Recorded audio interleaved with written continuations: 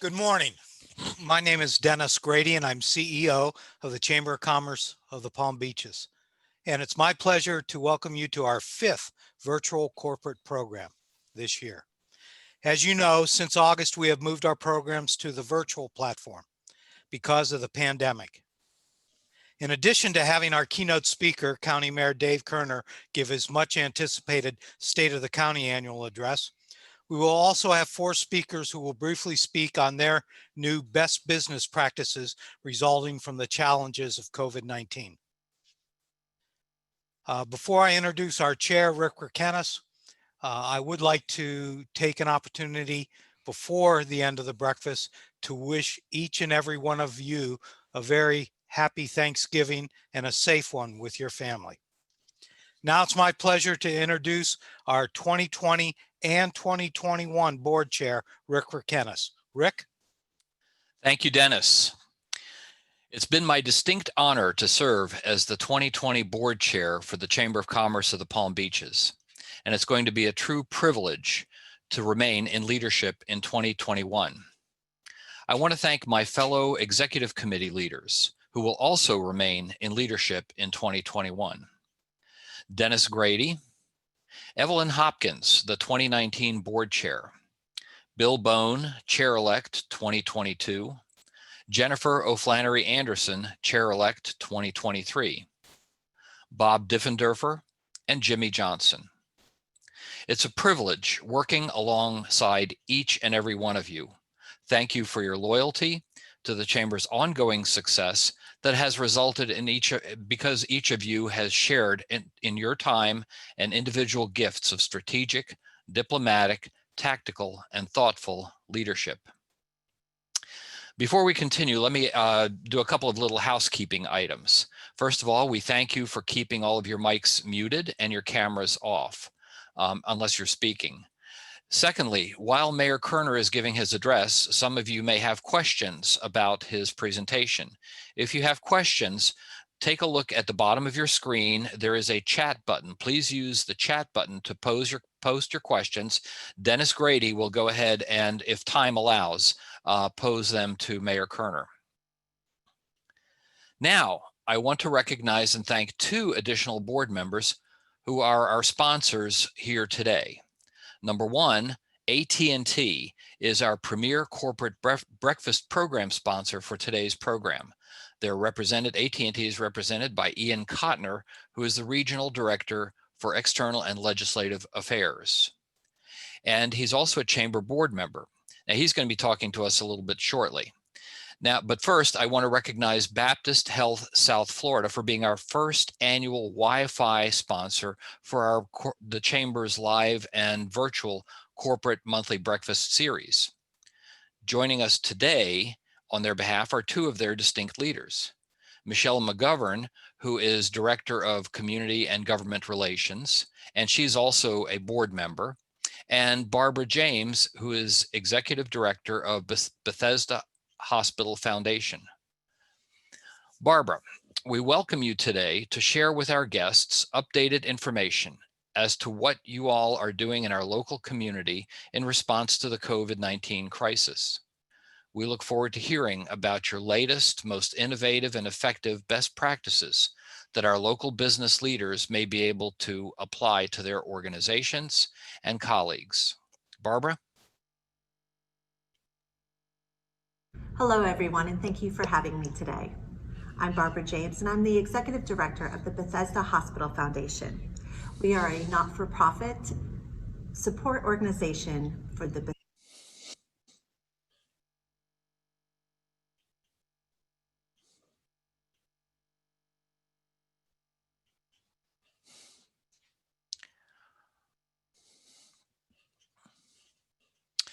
We're having some difficulties.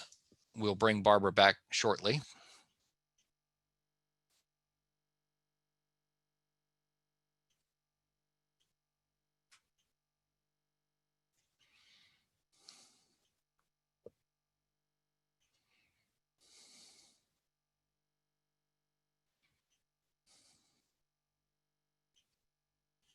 Hello, everyone, and thank you for having me today. I'm Barbara James, and I'm the Executive Director of the Bethesda Hospital Foundation. We are a not-for-profit support organization for the Bethesda Hospital here in Palm Beach County. As part of Baptist Health South Florida, our system centers of excellence include cardiac and vascular care, orthopedics and sports medicine, cancer, neuroscience, and robotics. The vision for the future of healthcare at Bethesda Hospital is anchored in these centers and supports our ability to offer preeminent healthcare to our community. With Baptist Health South Florida, Bethesda Hospital has been prepared for COVID-19 since the first patient presented at our doors. The system continues to ensure that we have sufficient supply of proper PPE and training on correct usage. We are even more prepared and experienced today after going through the last two surges, and learning lessons will continue to help us navigate this pandemic. As a system, our focus is on the care of our entire community. This includes growth over the past few months with our recent openings across South Florida, which includes a new urgent care in West Boca and additional locations across Broward and Miami-Dade counties. It is important for our community to know that there are many safe options available, and they should never delay their care. We remain ready to care for our community at all facilities. A special offering that the system has instituted to adapt with the social distancing guidelines is the use of iPads for admitted patients to communicate with their loved ones. Our patient experience team is ready to provide these and supports in the steps to connect our patients to their loved ones. At Bethesda Hospital, our visitor policy can change depending on the CDC guidelines, and this iPad offering provides the personal experience between patient and loved one during these challenging times. Caring for our staff and healthcare heroes at Bethesda and throughout our system continues to be an effort we invest in. In September, the organization was nationally recognized by Working Mother magazine on their 100 Best Companies list, and also by Fortune magazine as one of the best workplaces for women. It's an honor to be named to these lists for our dedication in taking care of each other so that we can provide the best possible care to our patients and their loved ones. Bethesda Hospital is motivated to continue advancing in providing preeminent, personalized, compassionate care for our patients. This year, the pandemic brought to light the need to modernize the hospital's emergency department. A multi-million-dollar project is on the horizon. In collaboration with our supporters, our donors, volunteers, and foundation board, we will champion the goal of a full renovation with new technologies provided for our emergency patients. For so many of our community, this is the hospital's front door, and we are motivated to provide an even better healthcare experience to our guests. It is the generosity of our community that supports Bethesda Hospital and the full Baptist Health South Florida system, with hospitals and care facilities ranging from Palm Beach through the Florida Keys. I thank you and our community for your unwavering support. Please join me now in watching a short video on Bethesda Hospital that shares a glimpse into the great care being provided to our community by our healthcare heroes.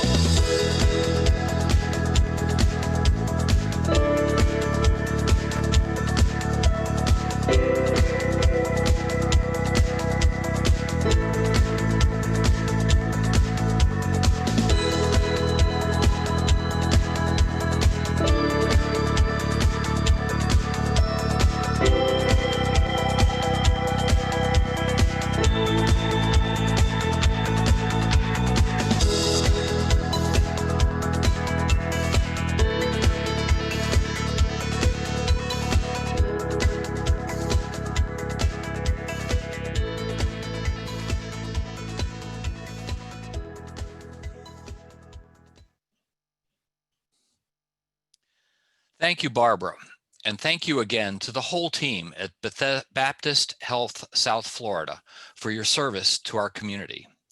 You guys are our local heroes serving on the front lines of this coronavirus battle. Now, I want to thank and formally introduce our presenting sponsor for today's program, AT&T, represented today by Ian Kerner, Regional Director of External and Legislative Affairs and fellow Chamber Board member. Ian is responsible for coordinating AT&T's political, legislative, and community affairs in Palm Beach County and the Treasure Coast. Ian has over 2 decades of experience in campaigns and legislative affairs and has been practicing law for over 10 years. A graduate of Florida State University, go Noles, and Florida Coastal School of Law, he has served alongside several high-level elected officials and partnered with some of Florida's premier governmental consulting firms. Ian has practiced appellate law at the Florida Office of the Attorney General and handled insurance litigation at a statewide private law firm. Immediately prior to joining AT&T, Ian ran his own law practice and political consulting firms in Stewart and Tallahassee. Ian is also a graduate of Leadership Florida. Ian, thank you for serving on the Chamber of Commerce of the Palm Beaches Board of Directors, as well as a number of other community boards in our community. We welcome you, Ian, and thank you for bringing us today's program. Well, thank you, Rick. I appreciate the introduction, and thank you, Dennis, and all the staff at the Chamber, especially Michelle, for pulling this all together and allowing me to be with you this morning. I told Dennis this is the first time I've worn a tie in months, so I have to say it feels pretty good. It's AT&T's pleasure to sponsor the 2020 State of the County address with Mayor Dave Kerner. And if I may, I'd like to start with a short video which sort of highlights AT&T's efforts to keep you connected during the pandemic.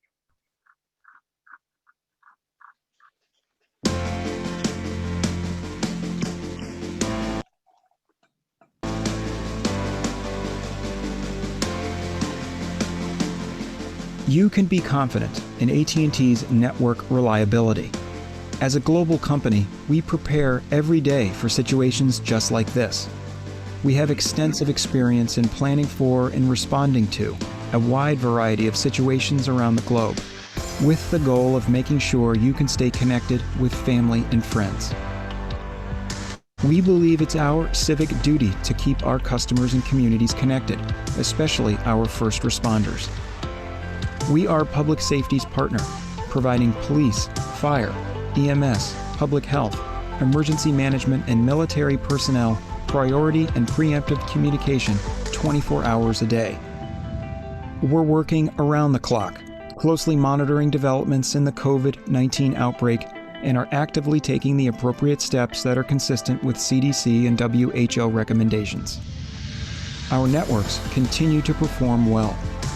In cities where the coronavirus has had the biggest impact, we're seeing fewer spikes in wireless usage due to more people working from home rather than commuting. We continuously monitor bandwidth 24 hours a day. Proprietary usage tools analyze and correlate network statistics, revealing trends and providing us with performance and capacity reports that help us manage our network. AT&T has set a high standard for network reliability and uses self-healing architectures and restoration technologies to maintain a reliable network. For the very latest on how AT&T is responding, head to att.com/COVID. Together, we will stay healthy and connected.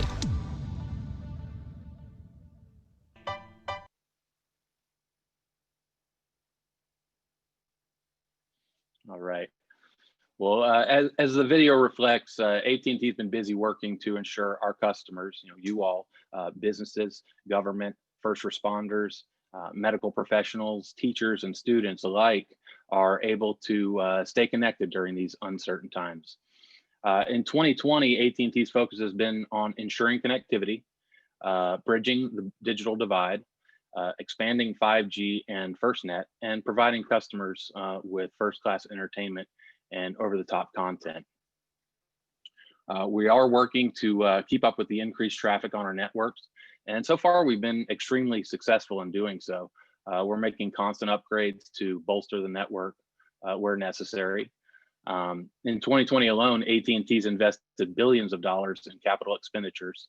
And it's not just us. The pandemic has shone a light on what we all knew was a problem, and that is the digital divide. So we're working to bridge that gap for our students and for people working from home. In fact, the industry as a whole has invested billions, well, hundreds of billions of dollars, not just in wireless infrastructure, but broadband and fiber in both our urban and our rural communities to ensure everyone can stay connected for work, education, socialization, and entertainment. And while we admittedly have some work to do, particularly in the more rural areas, we're definitely making progress. So in addition to broadband and fiber, simultaneously in our more high traffic, high density urban districts and downtown areas, we're racing to 5G. And make no mistake about it, this is not simply a race amongst our carrier competitors. This is an international race against our foes and allies abroad, a race in which it is in the best interest of our national security to win. Not to mention the rippling positive effects 5G will have on economic development, both at the national level and in our local business community in Palm Beach County. Now, most of you know that AT&T's primary objective is to keep people connected, and it is really that simple. But some of you probably don't know AT&T also delivers content and compelling entertainment experiences through DirecTV, HBO Max, and AT&T TV, as well as our family of Time Warner channels, including CNN, HBO, TBS, TNT, Cartoon Network, and Comedy Central, as well as others.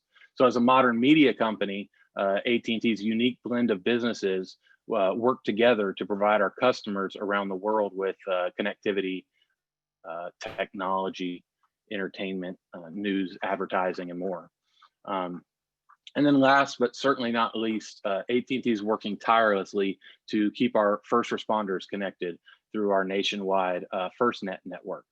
And for those of you unfamiliar with FirstNet, it was alluded to on the video, but FirstNet was born out of 11. It is a network AT&T built in cooperation with the government and the FirstNet Authority to ensure our first responders, military, and emergency management organizations could communicate in times of crisis, whether those crises be man-made, like a terrorist attack, or a natural disaster such as a hurricane or flooding event or a pandemic. The FirstNet network provides first responders with what we call priority and preemption during events such as these, when connectivity is literally the difference between life and death. So real quick, because I know I'm going to run out of time here, it's probably best to think of our FirstNet network like or our network as a whole as sort of a 6-lane superhighway. And when a catastrophic event presents itself, we're able to sort of shift the normal traffic like you and I over and ensure our first responders have at least 2 dedicated lanes to themselves, and they're able to maintain reliability or a reliable communication, when seconds matter. So, and finally, speaking of first responders and natural disasters and the digital divide and COVID, our mayor, Dave Kerner, is intimately aware of all these issues and has been working on our behalf to bring solutions to the residents of Palm Beach County. He's here today to talk with us about what he and our county leaders have been doing in 2020 and what the outlook is like for the coming year. While he really needs no introduction, I do want to provide the audience with a little background. By the way, I know it was mentioned earlier, Rick mentioned it, I believe, but we do encourage questions. So please type your questions in the chat box. And after Mayor Kerner is done speaking, we'll present your questions to him in the order in which they were received. So without further ado, Palm Beach County Mayor Dave Kerner was elected to the Board of County Commissioners in November 2016 and subsequently re-elected this week. So congratulations on your re-election, Mayor. He is a he is a county native. Prior to his election to the Board of County Commissioners, he served 2 terms in the Florida House of Representatives as the ranking member of the Judiciary Committee, which is coincidentally where I met him. Mayor Kerner attended Suncoast Community High School, the University of Florida, the University of Florida College of Law, and at the age of 19, he also attended the Police Academy at Santa Fe Community College and became certified as a sworn police officer. At the age of 20, Mayor Kerner was honored as the Police Officer of the Year for the City of Alachua and served as a Fraternal Order Police Lodge 62 Union representative. While serving as a police officer, he was a field training officer. Since 2010, in addition to his public service, he has worked as a civil trial attorney with a local law firm, and he has emerged as a leader on issues related to law enforcement, the judiciary, criminal justice, and civil law. So now, if you would, please join me in welcoming Palm Beach County Mayor Dave Kerner. Ian, Dennis, Rick, and to all the members of the Chamber of Palm Beaches, I can't tell you how excited I am to be here today and how humbled I am to have been serving in the position as county mayor. I would like to start first by playing just a short video, and then I'd love to get into some content and substance about what this county has experienced in the past year while I've had the honor of serving as the county mayor, and what I foresee from my perspective, which oftentimes is somewhat unique because of the unique role that I've played, what we'll look for in the future and some of the pitfalls that we should be looking out for, but some of the positive stuff too. So as we go through this video, there's a positive perspective on it, but I also am very cognizant about the enduring pain and suffering that's going on in this country at the same time with the confluence of a pandemic and other issues that have certainly worsened in scope and breadth over time, but this county and its people are working forcefully to combat. So let's start with that video, and I'll be honored to give some remarks as well and to answer some questions.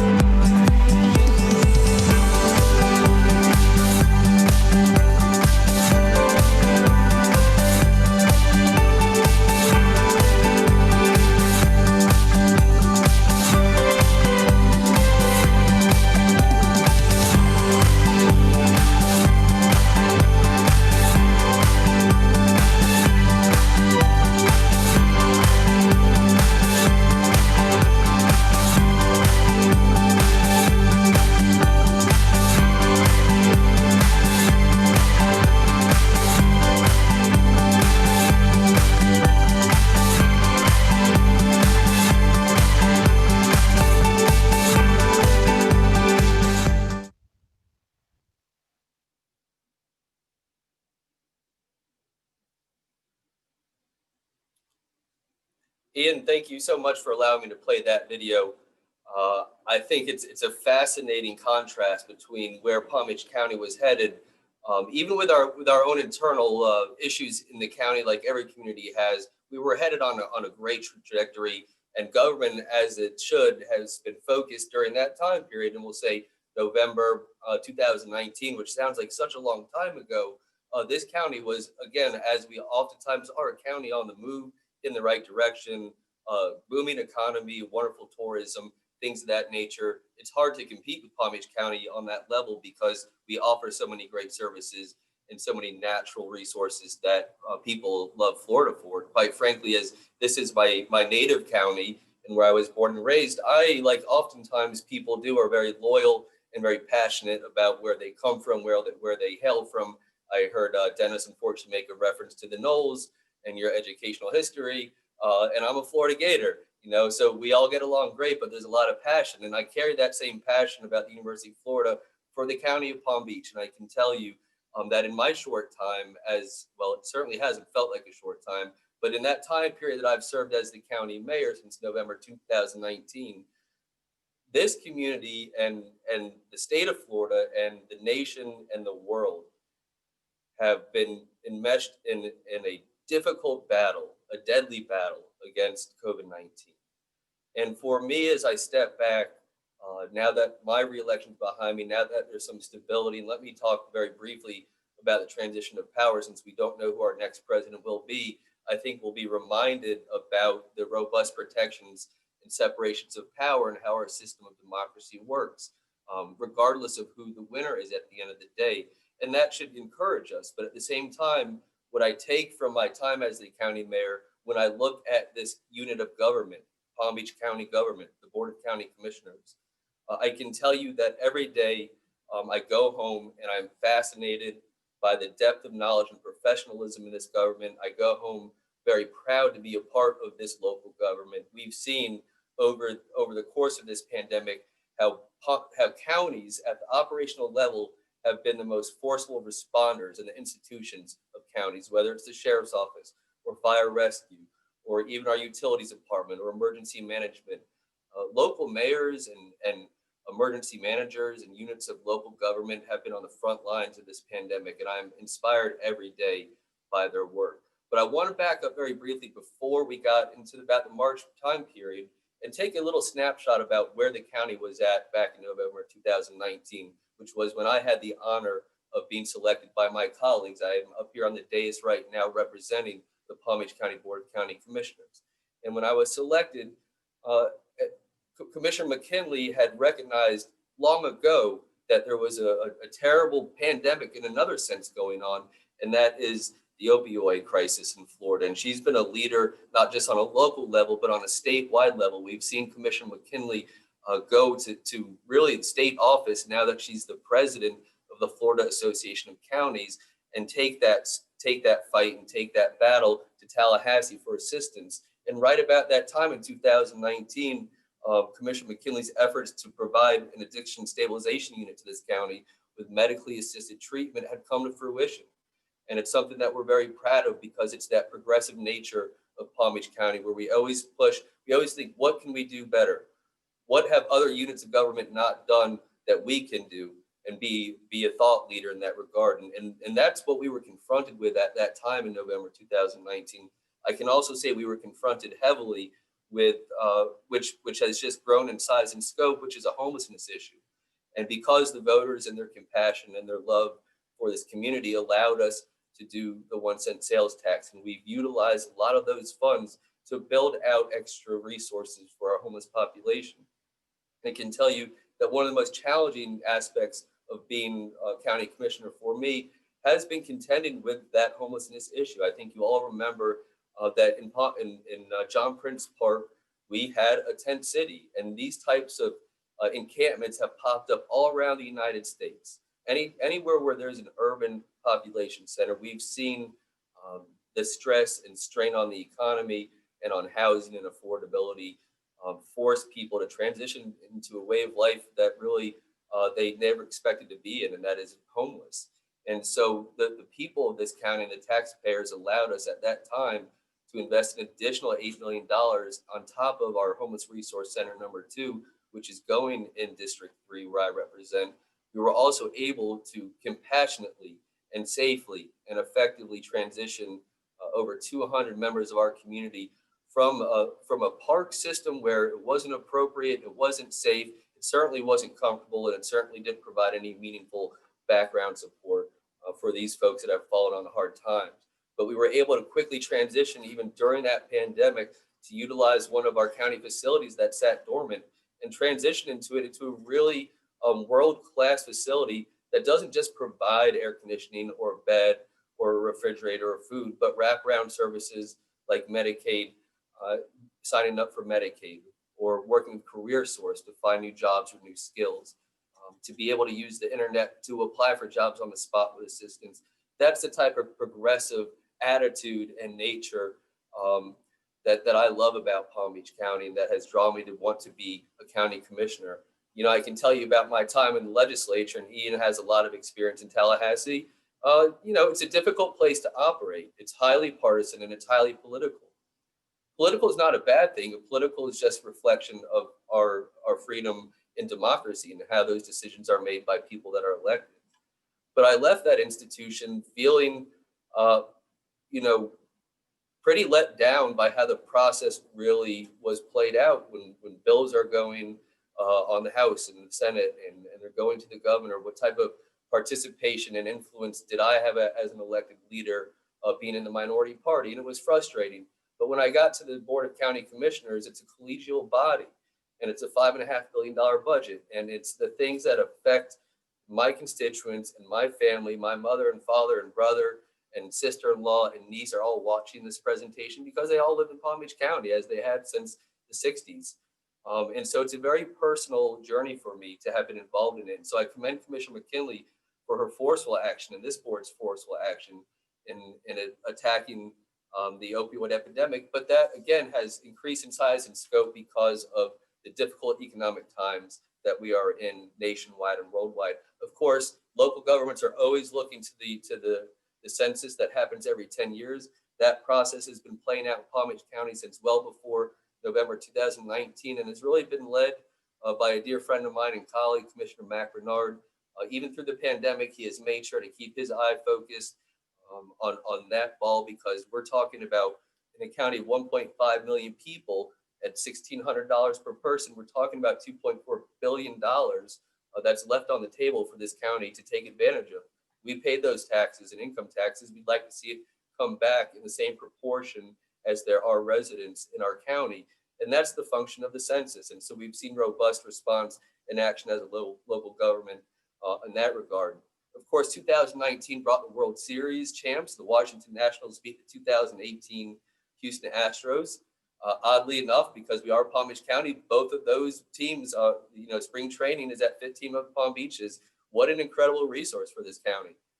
But also, let's take a step back and remember that the moment that the pandemic hit, this county was able to quickly, through cooperation and participating on a professional level in these institutions, transition that facility into our first COVID-19 testing facility. And you recall that Governor DeSantis, who we've had an opportunity to work directly with, joined us at that location at the start of the pandemic. And it's still serving as a very important resource in the COVID-19 response. Of course, at that time, we also, around February, had Miami hosting the Super Bowl. My dear friend and colleague, someone I look up to immensely, was on the Super Bowl host committee, which is our county administrator, Virginia Baker. And I'll have some more comments about her service to Palm Beach County in a little bit. And it's very awkward because she's actually in the chamber with me right now. And I did not anticipate that. And that's fine. We'll work through it. Business development. What can I say about the Business Development Board? Certainly prior to the pandemic hitting, and now even more importantly, when we talk about bolstering our economy, which is lagging because of the obvious effects of COVID-19, Business Development Board had been on the move, as Kelly and her team had been on the move for a long time, doing great things for this county. We're talking about Elliott Management, a $41 billion hedge fund relocated from Manhattan to Palm Beach County. Those are the things we love to see, bringing high-paying, high-quality professional jobs to this county. And why would they not want to be here versus Manhattan? as we see flight from some of the larger urban centers of this country because of COVID-19 and other issues, we stand ready, pandemic or not, to capture that business and capture that goodwill. We also have, during this pandemic, Amazon come and approach this county, and now they're going to be partners with us up in the northwest quarter of the county. Well, really up on the Beeline Highway, and as we start to develop and build that out, it's going to serve as an incredible supply chain for South Florida and beyond, for a business and business model that is only growing year after year after year, and that's online sales. And certainly Amazon has been a leader in that regard. So let me transition now to COVID-19 and understand that state of the county, state of the union, state of the city is always an opportunity for that elected official to talk about very positive things. And it's very rare that communities like ourselves are stressed to the limit, whether it's by combat action in a war abroad or it's a pandemic here at home.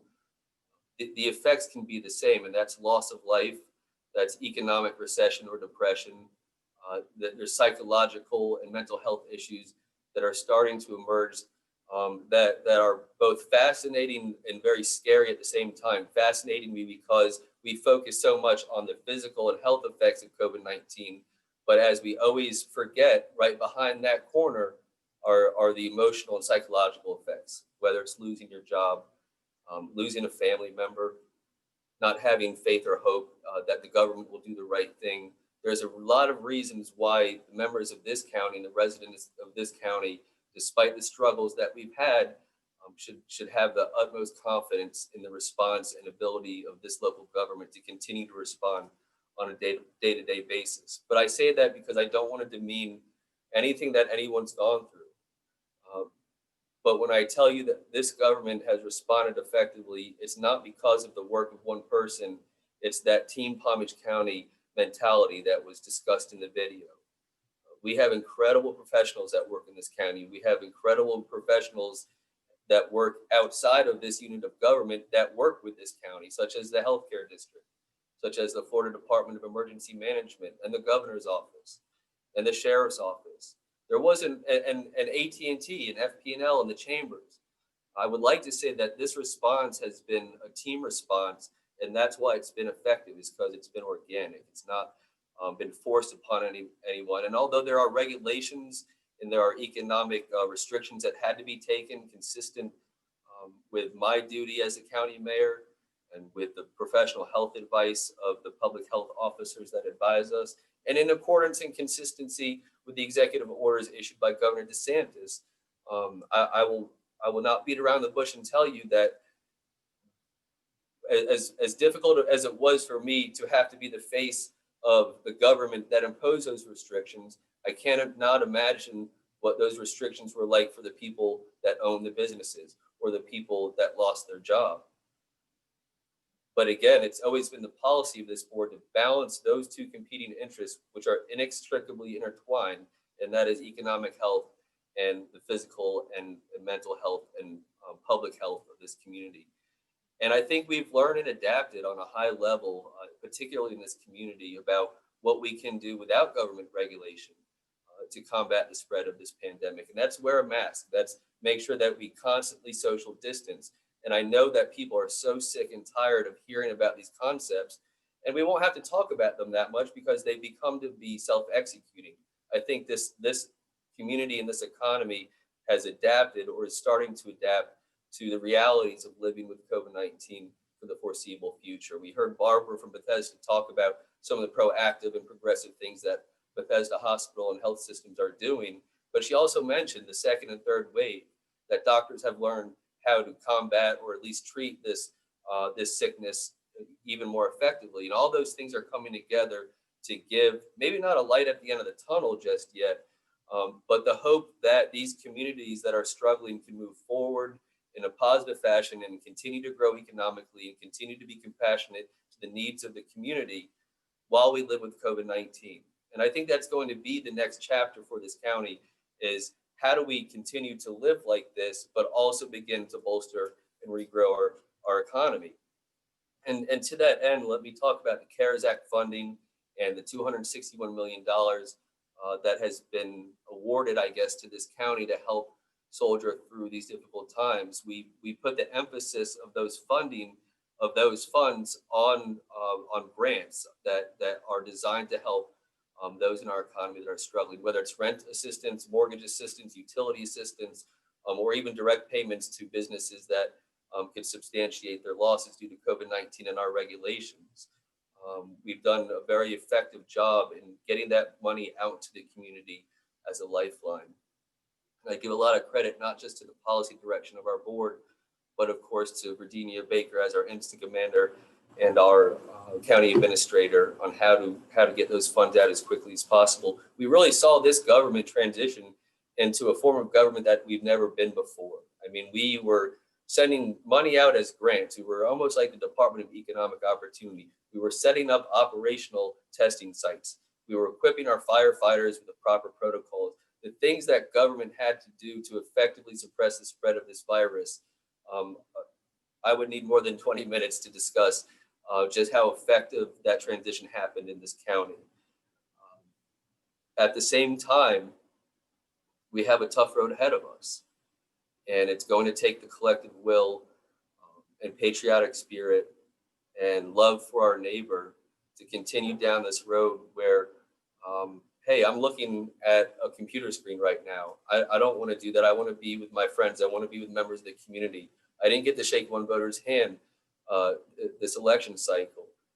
Those are small sacrifices, understand, for the everyday American. Wearing a mask is a small sacrifice. And I hope that as we go through this, if someone were to ask me, do I foresee government regulation in the future in terms of shutting down businesses and things of that nature, I would say no, as long as we continue to have that compassionate, patriotic love for each other as a family and as a community. But at the same time, as unpopular as those shutdowns were, the public health will be protected in the future in this county. Hospitals and their surge capacity will be protected, and we will always make sure that we have access to good quality health care in this county. But it's a balance, and it's a balance that I think this community has done an excellent job at. Despite the difficult times ahead of us, I know we'll get through it. And I hope that this transition of power, whether President Trump stays in office or it's Vice President Biden becomes the president, I hope we're reminded about the ingenuity of this experiment in democracy, which this transition of power will embrace. It's been a tumultuous year. We all know that. We all know that it's going to be a tumultuous year ahead of us. But I think that this county and this country are well equipped and passionate enough to get through it and even learn some things along the way. Let me also talk briefly about some other issues that we've learned a lot from, but we found to be very effective. You know, there's no playbook for a pandemic in any regard. And a lot of the actions that were taken by this board or by the executive policy group, I would say most, if not all, were obviously done with the input of public health officials. But one issue that I knew as being a police officer for much of my younger adult life was that laws are not self-executing. And it's never fun to be the one to have to enforce the law. But when the governor issued the executive orders, and when the governor said that these institutions or these industries need to shut down or be limited in scope and capacity,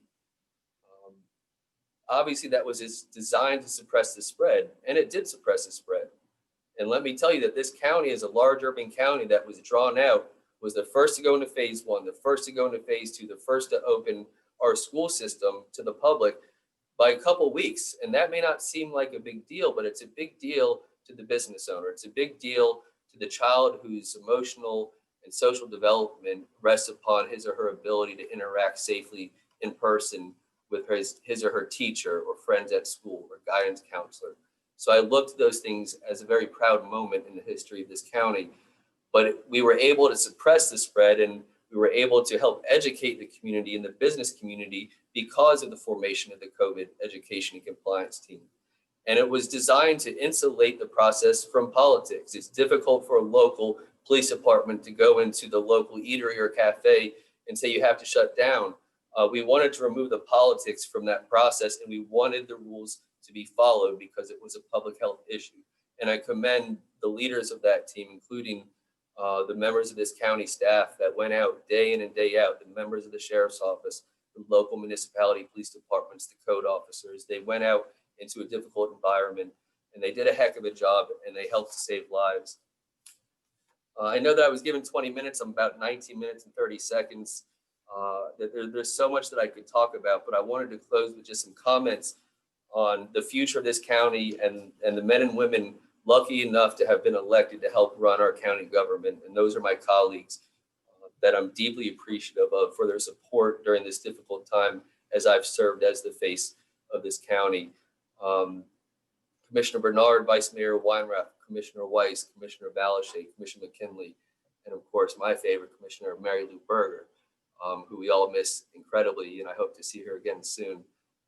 It's been such an honor to work with them, and it's been such an honor to have very intense and meaningful and honest debates in public about what the right thing to do it in this county was at the time and will be in the future. Of course, with term limits, we have two of our commissioners leave the dais. That's Commissioner Balashay from the north end and Commissioner Mary Lou Berger from the south end.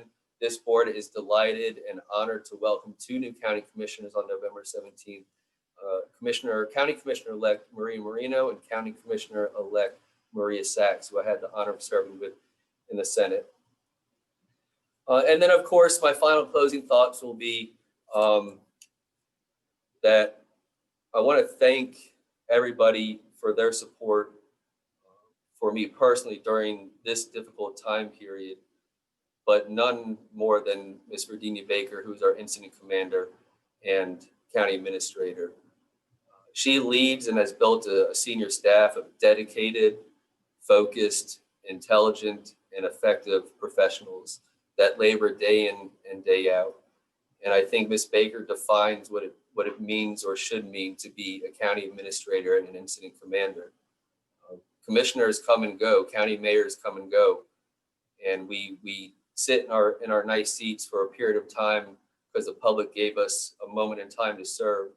But professionals like Virginia Baker and her staff are the unsung heroes of county government, of local government, and of the men and women that serve beneath her, who are incredible people that I'm proud to call friends and colleagues, and I'm proud to serve with day by day.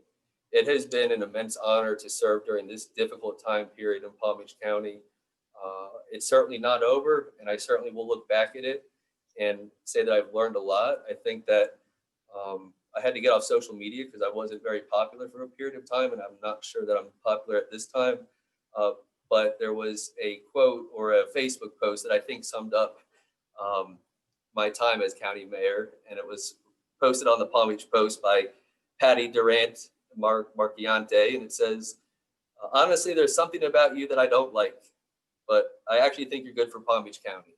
So sometimes I think that may be the best definition of my time as county mayor, which is sometimes it is difficult to do the right thing, but the right thing must be done. And with the men and women that this county have elected to serve this county in leadership and those appointed officials that serve, I know that our best days are ahead of us, and I have the full faith and confidence of each and every member that I serve with in this county. It has been an honor to serve as your county mayor. It's been an honor to serve with and alongside of you as the chamber and business leaders. Thank you for what you do, and thank you for having me here today. Ian? Thank you, Mayor Kerner, for your insightful report and comments. We now have time for some questions from the audience. I see many of you have used the chat box already. Feel free to continue to do that. Mayor, first question has two aspects to it. First of all, compliments you, your fellow commissioners, and the county staff in the transparency you've demonstrated throughout the year in addressing COVID-19, but also ask the question, we've been fortunate during this storm season in Palm Beach County, but it appears we may have the opportunity to be finally touched before the season's over in the next 5 days. Is the county prepared through the EEOC to address storm winds or flooding in Palm Beach County? 1000% that this county is prepared. I can tell you that immediately after I'm done with this engagement, Virginia Baker and I will move to the Emergency Operations Center, which remains activated for our first executive policy group meeting related to the storm that is before us. And again, no matter how many things are thrown our way, I can tell you that we have the professional staff and training to respond accordingly, and we will continue to do so. So I will be giving more updates and more information to the public probably tomorrow through a press conference regarding the storm, but that executive policy group will be meeting today at 4 o'clock. Great. Another question is, how are you and the county staff going to be working to rebuild the meeting and convention business for the convention center and hotels throughout Palm Beach County after they've been devastated by COVID-19? Awesome question, because it gives me a platform to really get across the point that I want to get across, which is the question is, what is government going to do, right? And there's a lot of things that government can do. We can do ad campaigns. We can use some of our monies to fix this facility or improve that facility or build a new facility. But at the end of the day, Dennis, what I've learned about this pandemic is that the consumer confidence, the economy doesn't rebound on its own. It doesn't rebound because governments impose regulations. It rebounds because people actually feel safe traveling or going out into public. And that's a function of our diligence as a community, wearing the mask and abiding by proactively the CDC guidelines that keep us safe. I can tell you that there's a direct correlation between the positivity rate and the consumer confidence to go out into this economy and spend money or eat in a restaurant or enjoy a drink or even travel as a tourist. The higher the positivity rate is, the less quickly we will fully recover and have all of those conventions there at the facility or whatever it is that we're looking to do. There's got to be consumer confidence. So please continue to wear the mask, and this government will utilize our resources to make sure that travelers start traveling back here when they feel safe. Excellent response. My final question, and then I'll turn it over to Rick again. Construction industry has helped Palm Beach County tremendously during this pandemic. Can you share with us any large infrastructure projects the county will be involved in the next 12 months that can continue to fuel that major segment of our economy?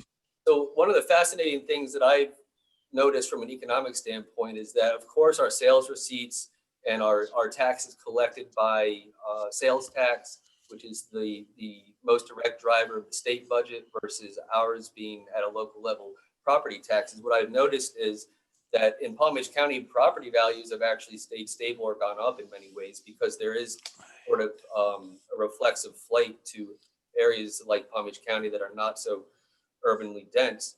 But what I've also noticed is that our construction and our planning, zoning, and building department gives us updates weekly. There's been an increase of 5.6% this year alone. Building permit revenues increased by 12% or $3 million.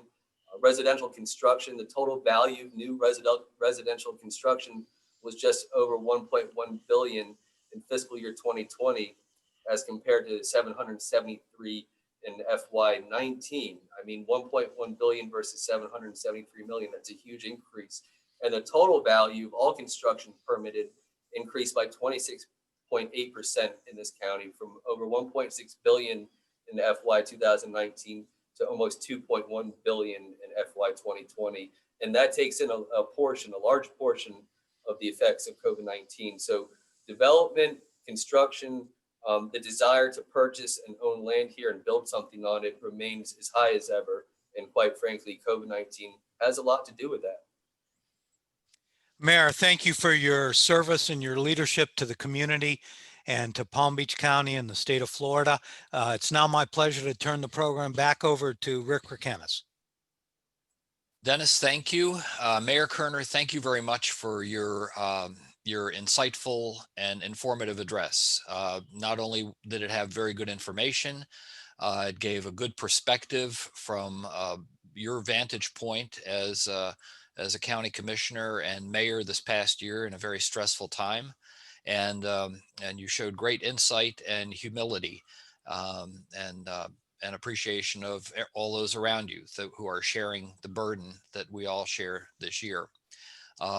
It was an excellent talk. very rare, I would say, in this season of politics and partisanship. So thank you again. So one of the things that these days, things are becoming very, very unusual. We're entering into new normals that are very unnormal. There's some constancy in our lives that we really look forward to and enjoy. And I'm going to apologize in advance for my commercial references to some of these holidays. But on Easter, we have the Easter Bunny coming to leave stuff for the kids. 4th of July, we have fireworks and barbecue. Christmas, Santa Claus comes bearing gifts. We have Thanksgiving dinner and the Great Pumpkin and Charlie Brown coming on Thanksgiving. And if it's a Chamber of Commerce of the Palm Beaches corporate breakfast event, we have Jeremy Johnson is one of our great constants. Jeremy is the president and CEO of the Historical Society of Palm Beach County. And Jeremy comes bringing gifts each event to our speakers and sponsors. And so for us to enjoy Jeremy's gifts today, I'm going to turn it over to Jeremy Johnson, president and CEO of the Historical Society of Palm Beach County. Jeremy? Thank you, Rick, and good morning, everyone. What a kind introduction, Rick. And I must say, I'm sure like many of us out there this morning, we all miss the camaraderie and being able to be together for these corporate breakfasts. But I just want to commend Dennis and Rick and the entire team over at the Chamber for putting on these events virtually and giving us an opportunity to stay connected with one another, albeit virtually for the time being. It is my pleasure, and since I haven't been able to do this for some time, we're going to go ahead and give away 3 historic images this morning. And it is my pleasure to give our first historic image to Mayor Kerner. And I thought that it would be appropriate, given our current environment, that we pay an honor and tribute to our first responders. So Donald, are you going to get our picture up? Fantastic. So this is an image of the newly minted motorcycle unit of the West Palm Beach Police Department. This image was taken circa 1962. So Mayor Kerner, please accept this as a small token of our appreciation, and we greatly appreciate your remarks, your insight, and your leadership. Thank you very much.